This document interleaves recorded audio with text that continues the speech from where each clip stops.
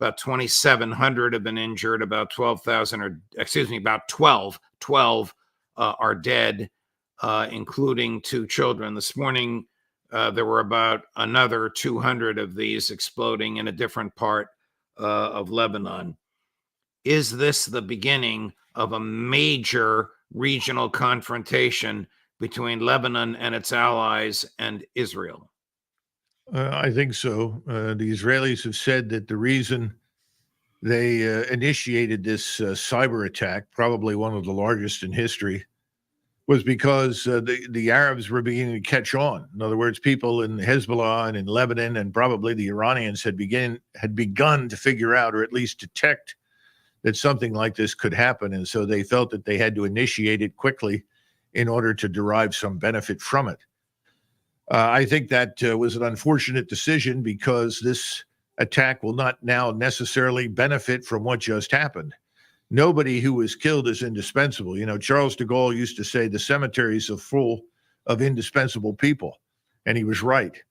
But this is a setback. But on the other hand, this is a capability that's been with us for some time. People need to understand this. I mean, it's not difficult to cause these lithium batteries to explode. There are ways to do it. We have a case, at least in 1989, of a Palestinian Arab who was identified as having something to do with a bombing in Israel. And he picked up his phone in 1989, and the phone exploded, almost blew his head off. So this has been with us for a while.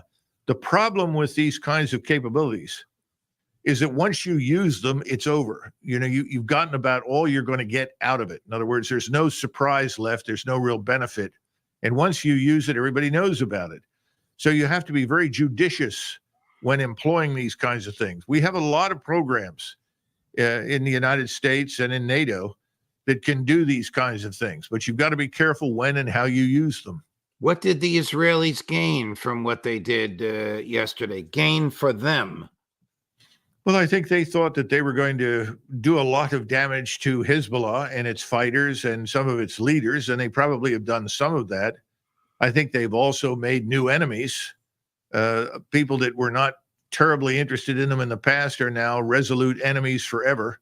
This is the danger, because from the standpoint of the people that pick up the phone or have the pager in their pocket and the damn thing explodes, this is a terrorist attack. This is not seen as part of warfare as we understand it. So from the vantage point of people on the ground in Lebanon that are suffering, this was another quote-unquote Israeli terrorist act.